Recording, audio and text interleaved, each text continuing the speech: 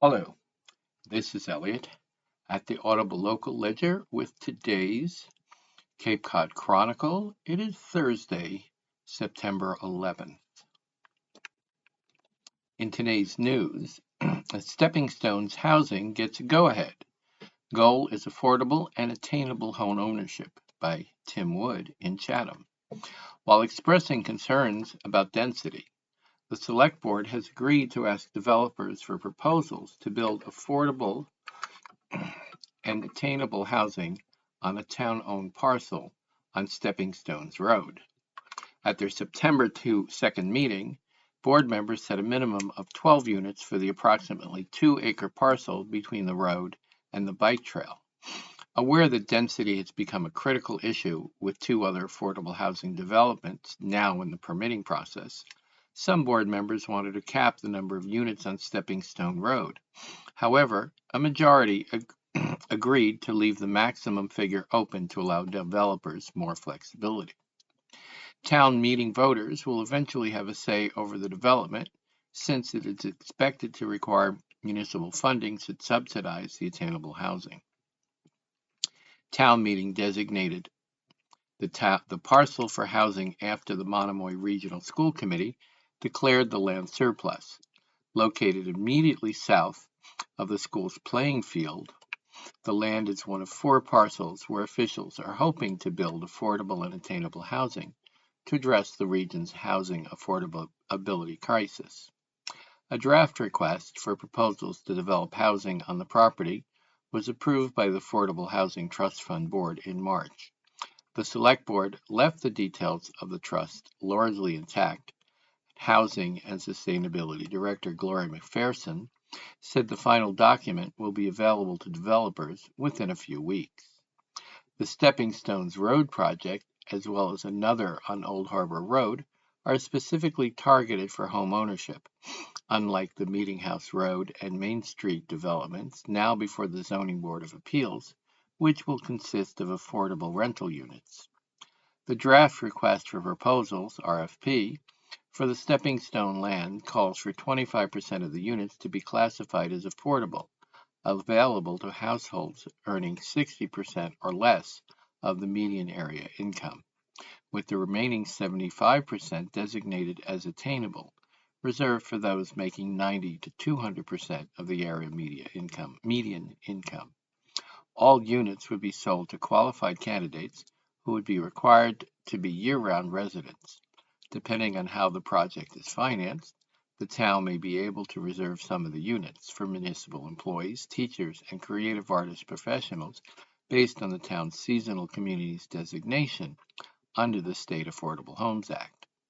The draft called for between 12 and 20 dwelling units on the Stepping Stones land, ranging from 1 to 3 bedrooms, but the higher density was problematic for some board members. Density is a hot-button issue, said board member Stuart Smith. It's rearing its head in West Chatham and South Chatham. It's the one thing that kind of pushes people one way or another, agreed board member Corey Metters. Many factors will influence the number of units a developer can fit on the property, McPherson said, including topography, the shape of the lot, and other factors. The land is narrow at either end and flanked by a bike trail on the west and a roadway on the east, and will probably require an access road so as not to have too many driveways directly on Stepping Stones Road. It really does reduce the number of units that you can physically fit on the site, she said. 20 units was probably unrealistic, she added, with 12 or 13 more likely. 20 units on 2 acres is too dense, Smith said, but board member Shireen Davis urged the board not to hamstring developers with a maximum number of units. I don't want to see this group get bogged down with density, she said, adding that restrictions could limit the design and number of bedrooms. Setting only a minimum will allow a developer more creativity, said Davis, who is also a member of the Affordable Housing Trust Board. She also noted that the neighborhood access Stepping Stones Road is mostly modest homes on small lots, so a higher density would not be out of place. Smith said he was concerned with overwhelming the property, But Community Housing Partnership Committee Chair and Affordable Housing Trust Board member Carolyn McClellan said that the massing and scale of buildings will be a better indicator. The number of units doesn't necessarily mean the site's overburdened, she said. She allowed, however, that it's something that's palatable to the entire town and delivers the best aesthetically pleasing project without overburdening the site. Because of its small size, the project would likely not qualify for affordable housing tax credits, a chief method of financing affordable housing, McPherson said. Funding for the affordable portion of the project could come from the Affordable Housing Trust Fund, which currently has just over $3 million on hand. That requires only a vote of the trust board and not town meeting. There's also limited state and no federal money for affordable housing, she said. The town has more than $2 million available from short-term rental tax revenue earmarked for attainable housing that could also be used in the project. That would require town meeting approval, according to McPherson. That means the town meeting will have an absolute control over the project, said Chair Dean Nicastro. Two other issues are sewers and the seasonal community designation. Currently, sewers are only available to a portion of the property. A pump station would be required to sewer the entire parcel at present. However, sewers could be available to the entire parcel within a few years, and a developer might want to wait until then, rather than have a pump station increase overall costs, McPherson said. The seasonal communities designation could have an impact on the attainable portion of the project, she added. The state is expected to soon issue guidelines for communities like Chatham that have been designated as seasonal communities under the Affordable Homes Act. Board members agreed to add language to the RFP regarding the pending seasonal communities designation regulations and the fact that funding is likely to be contingent on a town meeting vote. They also agreed to set a minimum of 12 units for the parcel.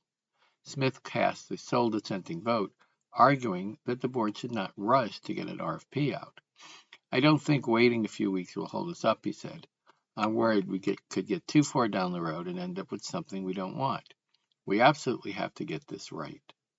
Once proposals from developers are received, Town Manager Jill Goldsmith will name a committee to review the proposals and make the recommendation. As Chief Procurement Officer, the final decision is hers, but she said she will ask the Select Board to endorse her choice. Larry's PX is to reopen September 17th by Tim Wood in Chatham. The counters are new, as are the tables. The colors are a bit different. There's a new computerized ordering system, and some of the kitchen equipment has been replaced. But the photos are still there, as are the old folksy signs. It's still the same Larry's PX. After being closed since November 27th, when a car drove through the front entrance, the popular West Chatham breakfast and lunch restaurant is scheduled to reopen on Wednesday, September 17th. We're excited about it, said owner J. Case. He was busy this week ordering food, learning the new computer system, and generally getting things absolutely ready to open the doors. You don't realize how many things you have to put back together to get ready to open up, he said Monday. Most of the area inside the front entrance had to be rebuilt after it was destroyed by the vehicle, which drove all the way back into the kitchen. Much of the kitchen equipment was intact, although some had to be replaced. A large cooler from an old Friendly's restaurant installed by the previous owner, Pete Plantinidis, who was Casey's wife Sue's grandfather, was found to have sunk into the floor and had to be removed. It weighed 700 pounds, he noted. The restaurant now sports new floors with new counters with gleaming metal edges, giving it the appearance of an old-fashioned diner. It looks like Larry's, but the lines are cleaner, Cases said. While Larry lost some staff members to other local restaurants, most employees will be returning. Some college students who previously worked at the restaurant will be returning weekends to help out, he added. We have locals who are going to come in and meet and greet, clear tables. If there's a wait for food, keep the customers happy, he said. Reopening is obviously a relief for Case, who said the past 9 months have been difficult. After the accident, It took months before any meaningful repair work began due to insurance and other claims. It wasn't until a contractor Ford Design and Build of Chatham was brought into the job in July that progress picked up. Missing the summer season was hard both financially and emotionally, he said. I can't tell you how many weeks and months I've just been sad, Case said. I don't even know how I was feeling. With the reopening in sight, he said he's feeling a little more alive and I have a purpose. Case said he and his wife Sue are just excited and so grateful. We're blessed to live in this town. They all stepped up for us. I don't even know where to begin to thank people. There's so many. He singled out Knott's Landing for hosting a fundraiser and Pals for Life Foundation for providing his staff with financial help to pay their bills during the closing. I don't think we'd be here if it wasn't for him, he said. On Monday, he was choosing paper color for the new menus and working on understanding the new Toast customer service system. We'll just have to start from the beginning and stay positive, he said. We're going to come out kicking and scratching. Page 2. A spotlight on lower K personalities and visionaries. New gallery captures life on the water by Elizabeth Van Nye. Orleans resident photographer David Hills and his wife Christy Henley Hills are not afraid to move out of their comfort zone. Although neither sees themselves as experienced small business owners, they recently opened and artfully renovated what is now the David Hills Gallery to be a showcase for his seafaring photographs. Located next to the Double Dragon restaurant off Route 6A in Orleans, the gallery houses Hill's unique photographic take on the world of offshore commercial fishing. Hills has been a sought-after commercial photographer for decades, often shooting high-end photos destined for advertising or corporate use. He met Kristen, a Massachusetts native, while they were both working in the Washington, D.C. area. A reporter by trade, she works for several local papers at the Prince George's County area. In an interview recently, David Hills recalled when the couple first visited Cape Cod and Martha's Vineyard in 1999. I could feel the pull of the place, he said. As the children were born and grew up, they have 3, the family would vacation here each summer. I came up and fell in love, Kristen said. I love the realness of the place, the nature, and the sea economy. In 2004, about 10 years into his career, he decided he would add one personal project to his client list each year to help keep his creative juices flowing. Corporate photography involves trying to control everything, Hill says. There are clients, art directors, even hair and makeup to deal with. I love the work, but it's nice to flip that script and work a little differently. The first year, a friend suggested taking photos on a banana plantation in Cobasa, Honduras. I couldn't control the thing, he recalled with a laugh. I started to see it with fresh eyes. The following year, he heard about a teacher friend who spent summers with her family working as a commercial fisherman for sockeye salmon in Alaska. I invited myself to go along with them for the 6-week season, thinking maybe I could pitch the photos to a business, he recalled. He called the result a photographic gold, pictures of people earning their living on the boisterous, salmon-rich waters of Cook Inlet. In Castleoff, Alaska, he was introduced to the people who do this full-time for a living. It inspired me to delve in even deeper into the offshore world of commercial fishing, he would ultimately write. One of the most important things he'll learn from the 6-week experience confirmed his suspicion. The people were very different from the stereotype. I saw people devoted to responsible harvesting, almost all families, some with 3 or even 4 generations on a boat, he said. He vowed to keep at it, and the next summer when the family came to the Cape, he was able to connect with Paul Parker, an active member of the local commercial fishing community, to set up opportunities to get more seafaring photos. Over the past 20 years, Hills has taken numerous photography trips on a variety of fishing boats, courtesy of captains like Kurt Martin on Time Bandit, Ben Berquist on Saga, and Tom Smith on Seawolf. He has photographed bass galloping, quail digging, tuna and mackerel fishing, and more. During COVID, when all the other assignments stopped coming, I could fish, he said, enjoying the crews at their work. Taking photographs on commercial fishing vessels had its own unique challenges, he said. It's always wet and salty, and out there I've killed a number of cameras, he said with a laugh. The first thing I did was buy my own survival suit, oilskin shirt, and camera protection. Everything is in motion. The floors move, the subjects move, the lighting is a challenge. I don't often get seasick anymore, but I know better and what to expect. I try to get a sense of how the crew works and anticipate when we'll come together for a photo. The idea for a gallery came from Kristen, Hill said. He had built a digital library of pictures and realized that a dedicated gallery space would allow some of these images to see the light of day. After enlisting the help of their son Sam, a carpenter who owns Hills Built Carpentry, last winter they transformed the space into a light, airy showcase, complete with views of Town Cove. Most people don't have a chance to see commercial fishing underway, and it usually happens many miles offshore. The photos reflect not just fishing, Kristen said, gesturing to photos of fishermen at work, of the rusted chain links on the Dagger, and of the waterscape. There's a graphic interest and landscaping here. There's so much to see. The location, which is housed a framing shop, is a bit out of the way, but slowly people are finding their way, she said. Establishing a gallery was definitely out of my wheelhouse for sure, she adds with a smile. She hopes to host events at the gallery to bring people in the community together to learn about and support aquaculture, lobstering, and other fisheries, as well as what she called the fragile and beautiful environment that surrounds them. Tails and Tales, that's Tails and Tales. Regulars share human side of the dog park in the podcast by Mackenzie Blue in Brewster.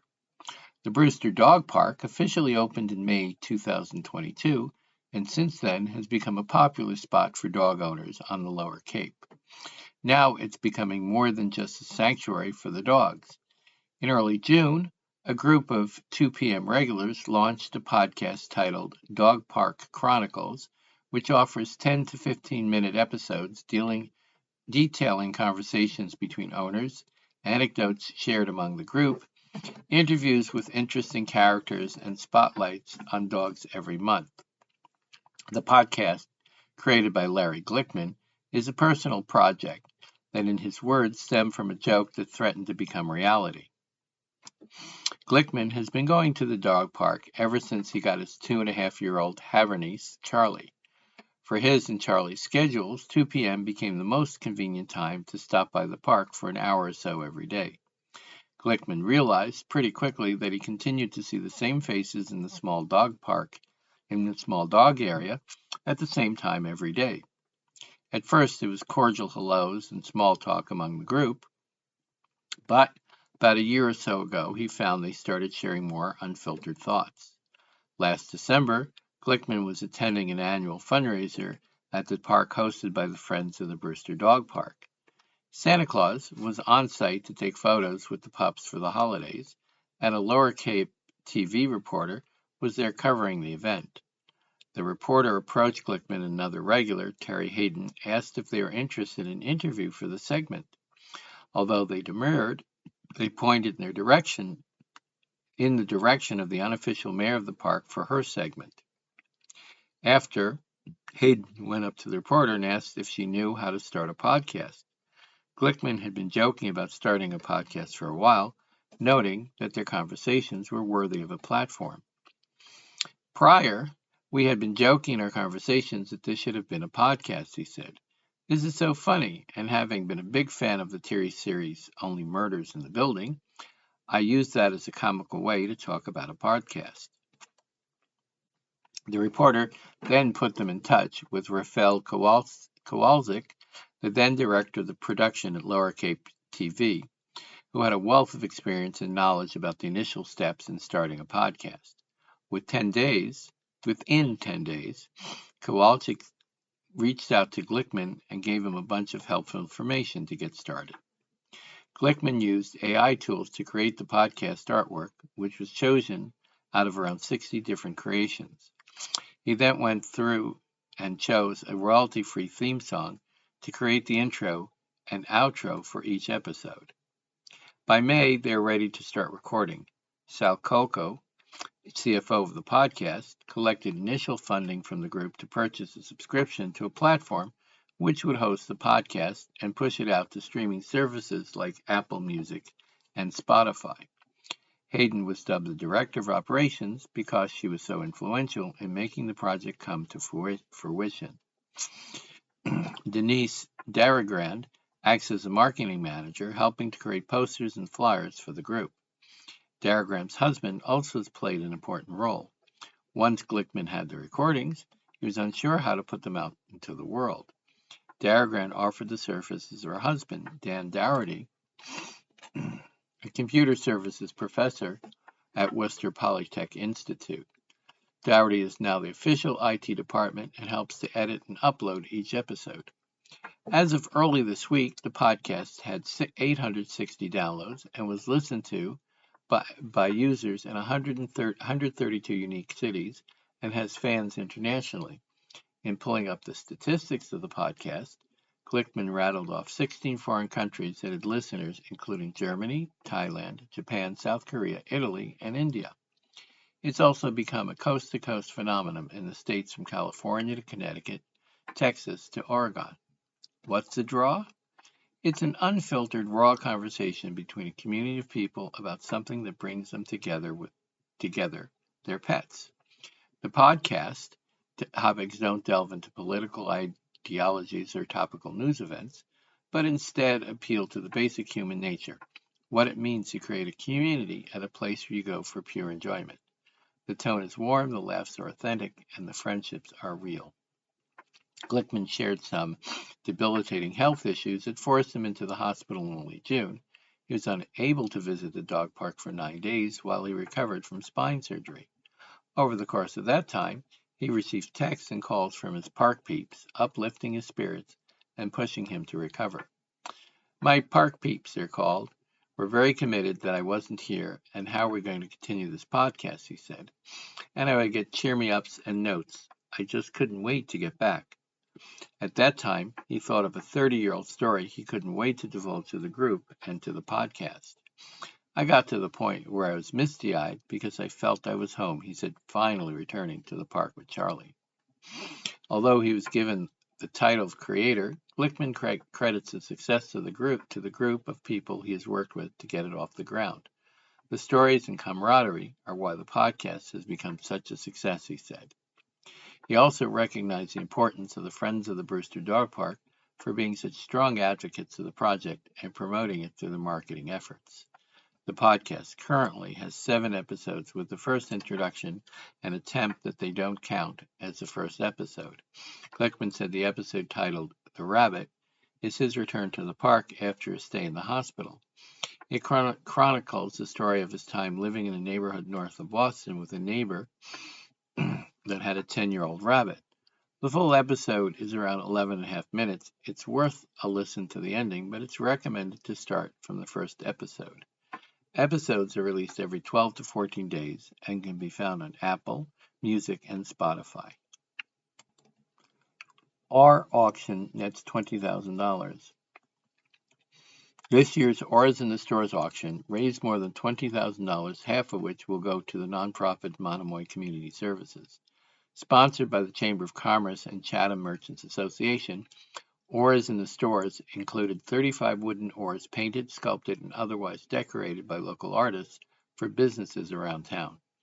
The online auction of the oars, which ended last Friday, netted a total of $20,354, according to the auction website. The top bid was for the Chatham Square car oar, created by Michael Mager, which had a top bid of $2,651. Second highest was artist Samantha Lee's oar for the Chatham Clothing Bar, with a high bid of $2,050. The Creative Centered oar by Lynn Coffey followed with the third highest bid at $1,100. A companion to the Chamber-sponsored Art in the Park exhibit, Auras in the Stores includes a summer scavenger hunt geared towards youngsters, which ended Labor Day. Those who tracked down every oar and turned in the completed brochure qualified for a drawing for a gift basket. The drawing had not been held by press time. Half of the bids each on each oar go to the artist, with the other half donated to the Monomoy Community Services, a nonprofit agency which provides social service, child care, and financial support resources to Chatham residents. Select Board talks residential exception. Members also consider separate measure for affordable housing, by Ryan Bray in Orleans. Following the will of voters at the May 5th annual town meeting, the Select Board has started wading into conversations about adopting a partial property tax exemption for year-round residents. The board on August 20 heard a presentation by Town Assessor Brad Hinote, walking members through what an exemption would entail, complete with figures and comparisons between other Cape and Islands towns that would already have adopted exemptions. The board will continue discussion on the potential exemption at its September 24th meeting. A petition article directing the board to explore the possible adoption of a residential exemption passed with voters in May. While the option is annually on the table for the board to consider, the board has historically voted to assess all residential properties at the same tax rate during its annual tax classification hearing each November. But proponents for the exemption see it as a way to lessen the tax burden on year-round property owners at a time when money is tight for many. Tim Cunahan, who authorized the petition article, argued that a single tax rate serves to subsidize property owners who do not live in town full-time. A 9-member working group began meeting after the spring town meeting to explore the options for a residential exemption. In its presentation, Hinote said that the Orleans has the second highest average residential property on the Cape at $1.2 million. Of the 4,900 residential households in town, just over half, 54%, are primary dwellings. Hinote said the remaining 46% of residential properties are non-primary. If the Select Board were to adopt an exception, Orleans would join a number of Cape and Islands communities that have already adopted their own exceptions. Most recently, the Chatham Select Board voted 4-1 to adopt an annual exemption of 35% for properties that are occupied year-round by full-time residents. The exemption goes into effect at the start of 2027 fiscal year, which begins next July 1st. Other communities, including Barnstable, Mashpee, Nantucket, Oak Bluffs, Provincetown, Tisbury, Truro, and Wellfleet also have exemptions in place. Eastham is in the process of adopting their own exemption at 5%. How could eligible Orleans property owners save with an exemption? That depends on the amount of the exemption. Using a property with an assessed value of $1 million as an example, Hinote said that the eligible property owners should save $220 on their tax bills annually with a 5% exemptions, $957 annually with a 25% exemption, and $1,829 with an exemption of 35%. Non-residential property owners, meanwhile, would see increases of $160, $690, and $1,300 with exemptions of 5%, 20%, and 35%, respectively. Medford Runyon of the Select Board said that the large capital projects such as the new library, fire station, possible elementary school in the pipeline in the coming years, a residential exemption could help offset future costs. He asked if figures showing the impact of those projects will have on residential tax bills will be provided on the September 24th meeting. Hinote said the property owners can apply for an exemption by filling out a one-page application through the assessor's office. Applicants also must submit copies of their most recent state and federal tax returns showing that their Orleans property is their primary residence. Applicants should redact any financial or personal information, Hinote said. Properties in LLCs do not qualify, but those properties held in trusts are eligible as long as the applicants who own the property are primary residents, Hinote said. Applicants must also have legal and beneficial interest in the trust. Of the 2,600 properties I estimate would qualify, approximately 900 of them are held in some form of trust, Hinote said. He added that non-residents can be trustees, but reiterated that the applying trustee must live in the property year-round. Setting the town up to allow the exemptions would come at some expense to the town. That includes $6,000 to update the town's assessing software to accommodate the exceptions, as well as $15,000 for the additional staffing that would be needed to process the estimated 2,600 applications. That funding was authorized through the May town meeting article. There will also be an additional $200,000 to $300,000 needed to cover overlay costs associated with the exemption. The town's overlay fund helps plug holes in tax collections that are left annually through exemptions afforded to residents who apply for and qualify for them. That figure comes in at approximately $75,000 in a given year, but with the number of anticipated residential exemptions, more overlay funding will be needed, he said. You know, it's estimated that 92% of the town's year-round property owners could receive some benefit from an exemption, but the exemption would not apply to owners who rent their property, even to year-round renters. However, the town can adopt a separate affordable housing exemption that would apply to those owners who rent their properties affordably up to 200% of the area median income in Barnstable County. An article would need to be brought to the future town meeting and passed with voters to adopt the affordable exemption. Select Board Chair Kevin Galligan said the affordable exemption could serve as another tool in the toolbox in the town's ongoing efforts to secure more affordable and attainable housing. Without it, he said, the residential exemption would work against those owners trying to provide affordable housing locally. This would not be friendly to affordable housing, but this measure or provision could help, he said. Others addressed rumors that the state may reclassify rental properties as commercial to be in line with hotels and motels. I was just wondering if we need to get some clarity on what the state is going to say is commercial and what's residential, said Mark Matheson of the Select Board. Elizabeth Jenkins, the Town Assistant Director of Planning and Community Development, said that these changes might come up in a way that rentals are inspected. What I don't think they're clarified exactly is what the building commissioners are required to have lighted exit signs and sprinklers in these short-term rentals if they're grouping them with these other classes. It said that the Board of Local Assessment will give guidance to town assessors about any tax reclassifications that are needed going forward. While a residential exemption would benefit year-round property owners, it doesn't help the renters themselves, noted Michael Herman of the Select Board. He said the town needs to continue to look for ways to help renters in town, who he said are often those in the community most in need of assistance. Many of them, he added, are those who were heralded as essential workers and heroes during the pandemic. Then we are essentially giving a tax credit to residents, but we're not including all of our residents, he said. Members of the public can view the August 20 presentation online ahead of the September 24th meeting. We want to hear your questions, Galligan said. Orleans resident Mary Wright advised the board to be careful about the possible divisiveness that the proposed exemption could create between year-round residents and property owners and seasonal owners. As much as we're concerned about who's paying whose freight, these are people who bought property here, and we don't want to think that they're, quote, unwelcome, she said. Chatham tax rate projected to increase 5%. Final classification hearing before residential exemption by Tim Wood in Chatham. For possibly the last time, the Select Board last week voted to tax all classes of property in town at the same rate.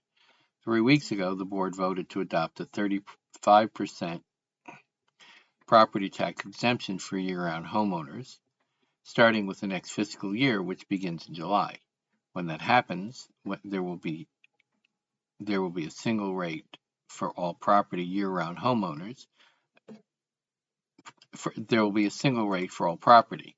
Year-round homeowners will see a reduction in the overall taxable value of their property as compared to non-resident owners. Tax classification hearings are held annually to determine the factor at which various classes of property in town, such as residential, commercial, industrial, are taxed.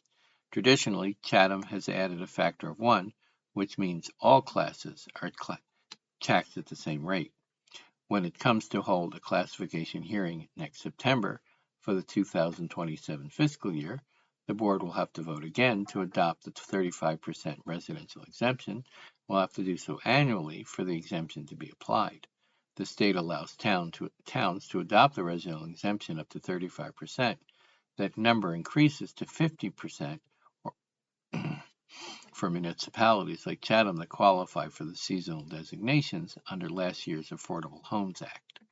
Next year, year-round homeowners will have to apply for the exemption and provide tax returns to prove residency. Applicants can redact financial information. Those who fail to apply before the tax bills are issued can file for an abatement. The board voted 4-1 August 19th to adopt the exemption. The Chair Gina Castro, who cast a dissenting vote, once again criticized the exemption at the board's September 2nd meeting. The reason other board's members voted for the exemption was to provide year-round residents with a property tax break on the premise that it would help them better manage the town's high cost of living. But Nicastro said there's no evidence that the exemption will promote year-round home occupancy. He pointed out that on Nantucket, which has had the exemption since 1991, there's only been a 1% increase in the number of year-round owner-occupied homes. He says he continues to believe that the exemption is a bad idea. I think as an elected member of this board, my responsibility is to represent everybody in this town, whether they voted for me or not, whether they're voters or not, whether they own a home or not, whether they're year-round homeowners or seasonal residents and taxpayers. I think sound tax policy should be premised on real numbers and empirical data, he continued. I don't think you make a tax policy on a lick and a prayer. Vice Chair Jeff Dinkins said that he expects the first year of the exemption to be noisy, noting that the assessing department will have to hire additional staff. There will be legal costs associated with ensuring that the properties that are under trust qualify for the exemption. Yet he believes the tax rate will be substantial enough to help year-round residents. It's time we give the locals a break, he said. Other towns have done it. Chatham can do it. On August 26th, the State Department of Revenue approved newly revised property assessments, increasing the overall value of property in town by 4.3%, said Assistant Assessor Candace Cook. Based on the average assessment of $1.6 million, the 35% exemption amounts to $574,986 reduction in the value of year-round owner-occupied properties. There are about 3,000 such homes in town. The exemption only applies to properties occupied to the owner year-round, not to other residential properties owned by residents, such as rentals.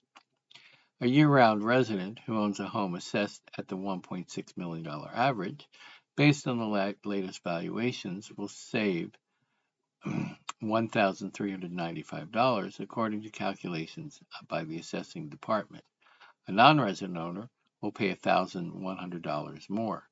The savings to year-round residents drops with higher value property. At about $3.7 million, the savings would basically disappear.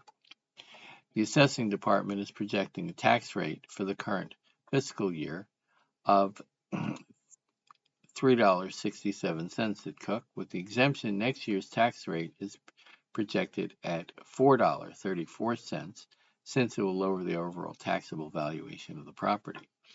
This year's 20-cent tax rate increase covers the $62 million in spending, including debt payments approved by the town meeting in May, a 10% increase over last year's budget, according to Assessing Department memo. Even though property values increased, they were outpaced by spending, requiring the 20% property tax hike. The town's overall valuation has increased annually for the past decade, ranging from 1% in 2021 to 20% in 2023, according to Assessing Department data. Today's obituaries.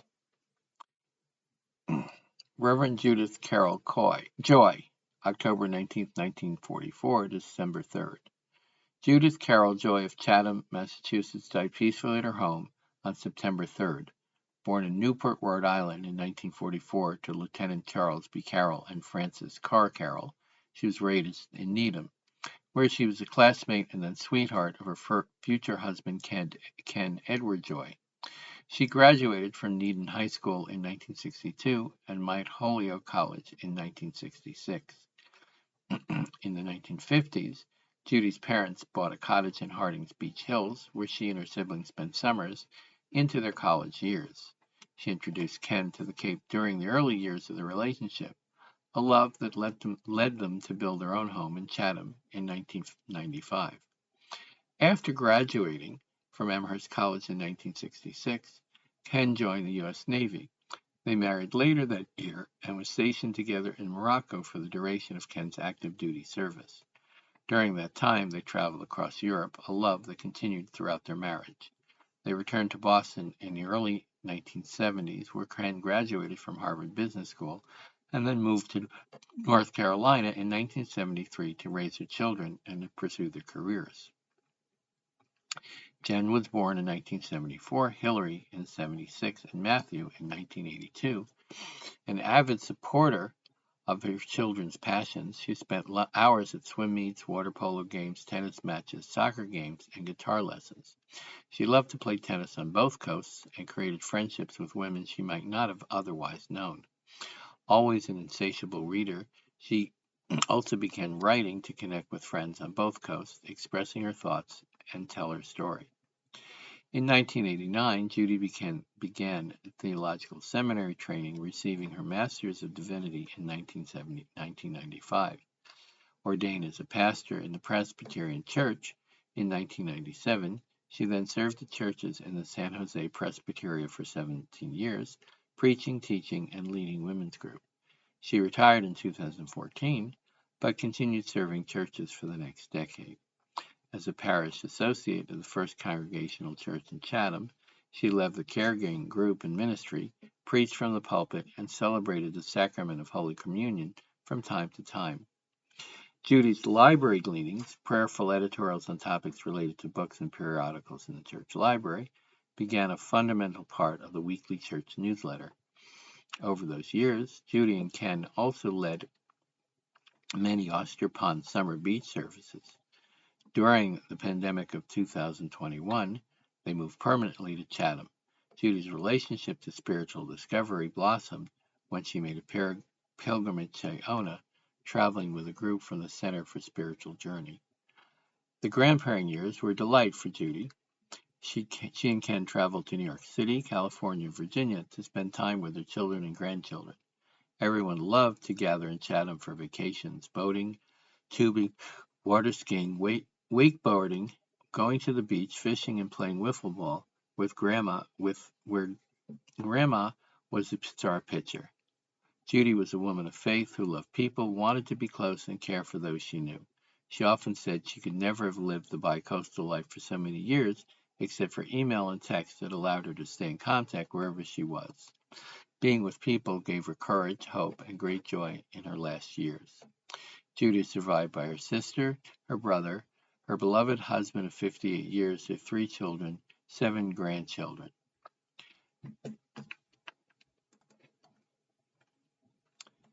Francis E. Wolfel Jr. of Harwich passed away peacefully on Tuesday, September 2nd. Bud was born in Quincy and was the first person born in the hospital in 1935. He grew up in Braintree to a family of 6 children. He graduated in 1954 from Braintree High School and did a postgraduate year at Storm King in Cornwall on the Hudson. His love was football. He was a graduate of Springfield College, where he was on the football, wrestling, and track team. He received his master's at Hofstra University and later enrolled in a doctoral program at Boston University.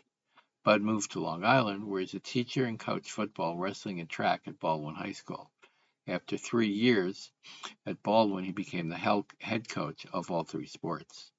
During the summer, he worked with the Farrer Company, during which Mr. Farrer developed cancer and encouraged Bud to move to the Cape and help with his plumbing company. Bud became a teacher to Dennis Yarmouth, where he was a football coach, winning many Cape and Island titles. Bud was not only the head football coach, but also the head of the physical education and health. He completed 20 years of teaching while having a plumbing company and shifted his focus solely on building, remodeling, mechanical in Harwichport, where he had many years of success. He was known as a hard-working, driven man who emphasized doing things once, the right way. He's survived by his wife of 42 years, his sons, their wives, and niece and her husband, nephew, and his grandnieces. Marty Van Oot, a distinguished attorney and fierce advocate for justice who was deeply committed to her friends and family, died Sunday, August 17th at her home in Orleans. She was 73. Marty was born on November 13, 1951 in Midland, Michigan, to Elizabeth Dawson Oat and Albert Oat.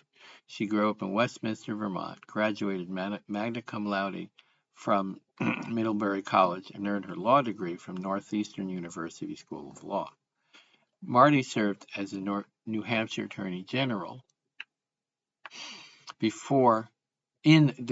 Marty served in the New Hampshire Attorney General's office before turning to private practice and building a distinguished career with several Granite State firms as an admired partner, top litigator, and valued mediator. In 2012, she joined Jackson Lewis in Portsmouth as a partner and practiced there until her retirement in 2021. She received numerous honors throughout her 4-decade career as a litigator, including the New Hampshire Campaign for Legal Services, John Tobin Jr. Justice Award, and the New Hampshire Women's Bar Association Marilla Ricker Award. She's a dedicated supporter of Democratic and progressive candidates and served on numerous charitable and civic boards, including the Granite, Merrimack, and Greater Manchester United Ways, New Horizons, the New Hampshire Endowment for Health, and Friends of Norris Cancer Center. For those who were lucky enough to know her, Marty's most important legacy will be as a devoted friend and fierce ally whose generosity knew no bounds. She was an anchor for a family who loved her beyond reason, whom she loved beyond reason. Marty is survived by her son, his wife, their children, and siblings. A residential tax exemption discussed postponed by Mackenzie Blue in Brewster. Yet another weigh-in on the residential tax exemption. On Monday, members of the Select Board voted unanimously to keep a single tax rate across all 4 classifications, not adopting the open space discount, residential exemption, or small commercial exemption. The concept of a residential tax exemption, however, will be a topic of future discussions. For median single family, which is valued at $787,000, a 4.5% increase from the 2025 fiscal year, what will result in a 2.8% or $145 increase on the annual tax bill. The final price tag will be around $5,000.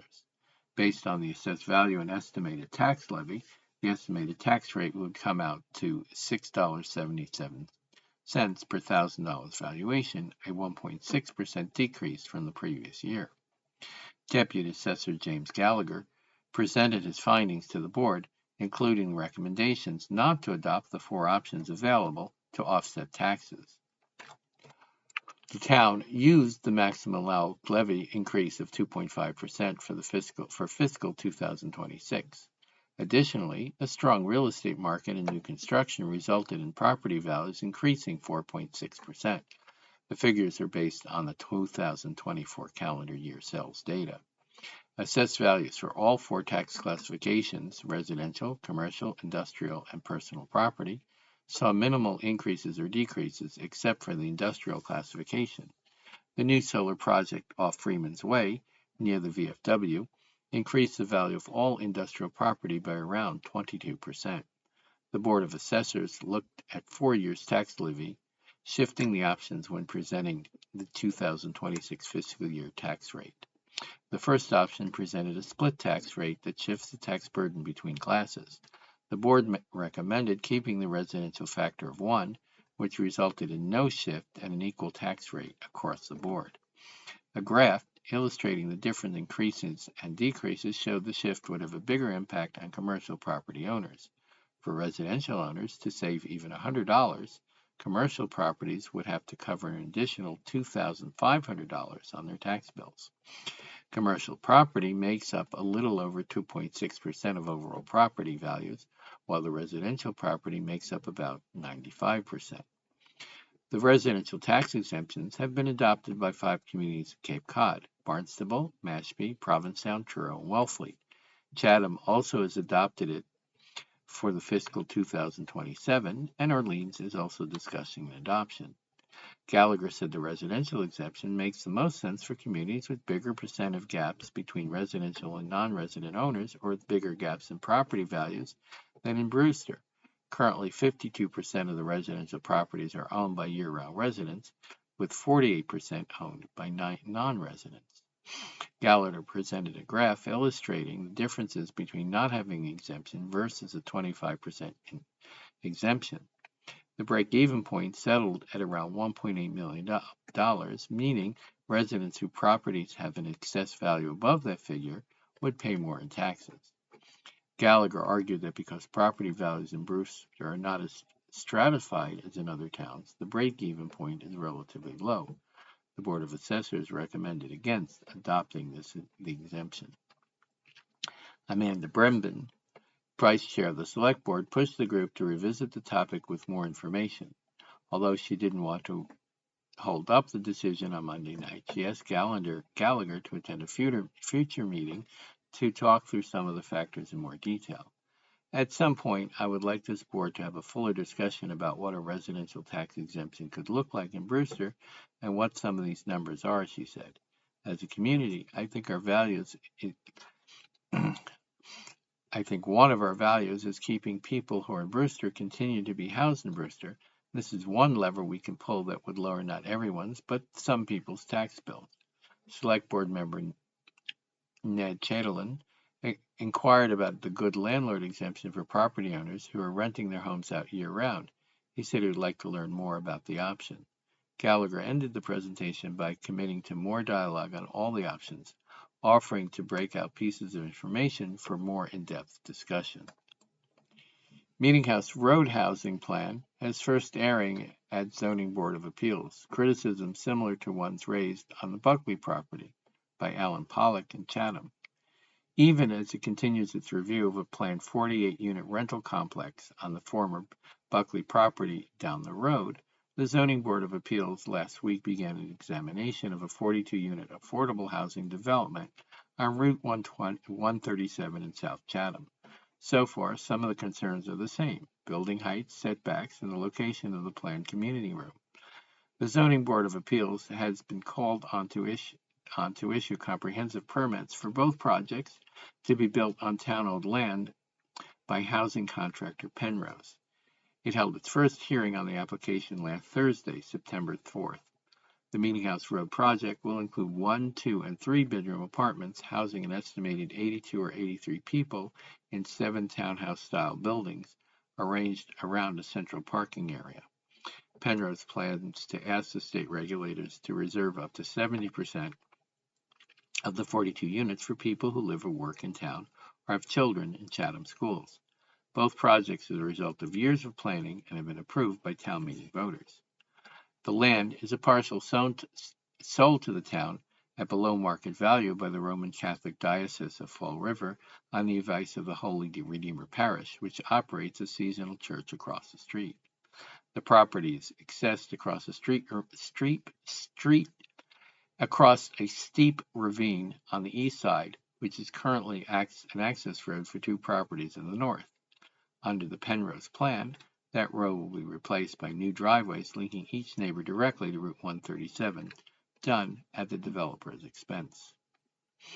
Under the comprehensive permit application, Penrose is seeking a number of waivers from the town's usual zoning rules, allowing for higher density, greater lot coverage, reduced setbacks, and loosened height restrictions. Attorney Andrew Singer, representing Penrose, said the waivers are similar to those requested for the Buckley project and are necessary to make the project financially viable. Access to the development would be via a single entryway on Route 137 located directly across from the northernmost driveway of Our Lady of Grace Church. The 8 buildings, 7 with apartments and 1 with an office, maintenance space, and a common community room, are arranged mostly around the edges of the property. The management office is located at the rear of the property near a small courtyard with mailboxes and the pathway leading to the adjacent Twinefield Conservation Area to the west. This is sort of a community hub, landscape architect Mark Walfel said. On the southern side of the development will be a sloping path leading to the old Colony Road Trail, along which there's a planned small playground and outdoor seating area. There's also a flat wooded area so suitable for outdoor activities, Werfel noted. The townhouse apartments each have their own entrances, and the largest stand 2.5 stories with front porches. The building will be designed to be energy efficient and solar ready, and will be equipped with fire suppression sprinklers. Once built, they will be awarded to income qualifying applicants by lottery and would be managed by on-site staff employed by Penrose.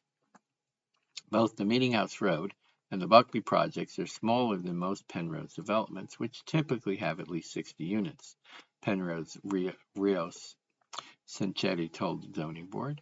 They will have mostly separate staff, will have some shared staff and space and amenities, he said. This project would be only done because we have the Main Street development, he said. Because we have the two projects together, we can overcome the obstacles that usually prevent us from taking on projects of this size. In a letter to the board, resident Sylvia Kolb joined others in complaining that the development is too much for the village of South Chatham. We love our quiet, beautiful, peaceful, and friendly community. We want to keep it that way. Kolb wrote, we have enough town projects. Choose somewhere else. Others, like resident Cal Gordon, said she doesn't oppose the project because she believed it would be scaled back and redesigned to be sensitive to the neighborhood's historic and natural resources. Resident Michael Schell said the development is needed to move ahead with the town's housing creation goals. Currently, 4.81% of the town's housing stock is classified as affordable, well below the state's 10% goal. If these two housing projects are completed, Chatham's percentage will raise to 7.22%. We haven't made a lot of progress. We need to, Schell said. South Chatham resident Jack Gillis, who said his family has been in the village for more than a century, said he supports the project. Unfortunately, many South Chatham residents can't afford to live in Chatham, he said. It's extraordinarily important to keep the fabric of the town available to the people who grew up here. Father John Sullivan of Holy Redeemer Parish also supported the housing initiative. It's a natural right. People have a right to housing, he said. We need to be a diverse community. We need to be a community that's welcoming to all people. Neighborhood resident David Farrell said he personally supports affordable housing, but noted that the Penrose proposal is more ambitious and called for in the town's request for proposals from developers. The requested waivers could be reduced had it downsized its overdense, overheight, and under setback maximized development proposal. Lot line setbacks have been proposed at 20 feet in some locations rather than the 25 feet usually required, and several of the buildings will exceed the usual 30-foot height requirement by as much as 6 feet. Appeals Board member Virginia Fenwick said those concerns are likely to be raised again in the future, particularly the reduction of setbacks that help separate developments from neighbors. The vote voted to continue its hearing until October 16th. Having heard an overview of the project last week, the Appeals Board will now make a closer study of various aspects of the plan, including heights, setbacks, traffic, and environmental protection. Next, at the Snow Library by Bob Burns. Congratulations to everyone in Cape Cod. We've made it through the lion's share of the tourist season. For many, the hustle and bustle of the crowds will not be truly over until mid-October, but for the bulk of us, the seasonal rush has passed by. All that remains are the aftershocks. Snow Library certainly did not lack things to do, from our author talks, book clubs, our Lego club, our weekly children's story time. The library has been a bustling hub of Orleans. One would think that now the season is winding down, we'd be winding down with it. That assumption, I assure you, is made in error. With the advent of September, a new way of programming is upon us, one familiar and well-beloved by the members of the community, Lifetime Learning. Lifetime Learning is a continuing education series that gives the public a chance to learn more about subjects ranging from history, music, philosophy. Appealing to men and women of all ages, Lifetime learning makes continuing education appealing and insightful for the inquisitive mind. Unfortunately, that is all the time we have today. Enjoy the rest of your day. Thank you.